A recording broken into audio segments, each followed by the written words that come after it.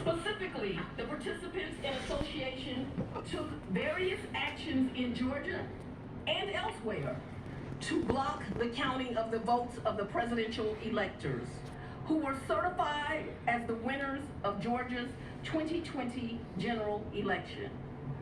As you examine the indictment, you will see acts that are identified as overt acts and those that are identified as predicate acts, sometimes called acts of racketeering activity. Overt acts are not necessarily crimes under Georgia law in isolation, but are alleged to be acts taken in furtherance of the conspiracy.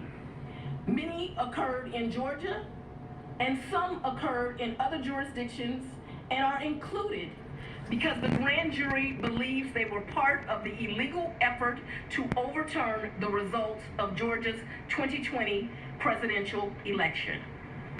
The acts identified as predicate acts or acts of racketeering activity are crimes that are alleged to have been committed in furtherance of the criminal enterprise.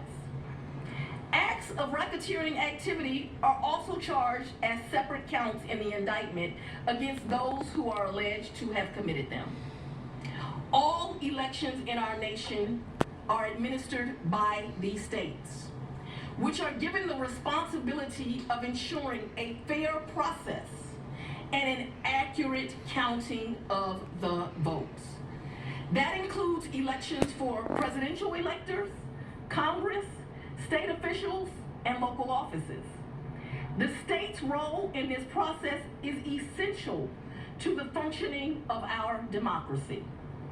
Georgia, like every state, has laws that allow those who believe that results of an election are wrong, whether because of intentional wrongdoing or unintentional error, to challenge those results in our state courts. The indictment alleges that rather than abide by Georgia's legal process for election challenges, the defendants engaged in a criminal racketeering enterprise to overturn Georgia's presidential election result. Subsequent to the indictment, as is the normal process in Georgia law, the grand jury issued arrest warrants for those who are charged. I am giving the defendants the opportunity to voluntarily surrender no later than noon on Friday, the 25th day of August, 2023.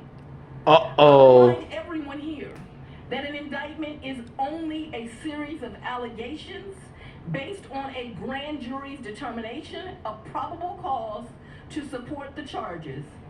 It is now the duty of my office to prove these charges in the indictment beyond a reasonable doubt at trial.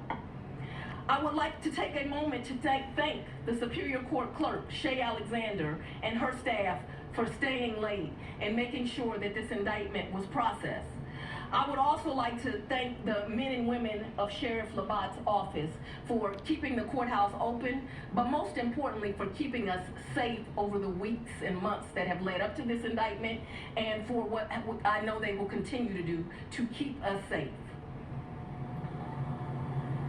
We also want to thank the Atlanta Police Department and other law enforcement partners who have worked with the sheriff to keep us safe.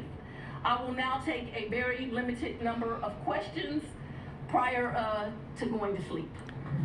Donnie is fucked. Donnie is fucked. Donnie is fucked. Donnie is fucked. Donald Trump, you're finished! You suck! You privileged jack-off-a-saurus motherfucking orange piece of shit!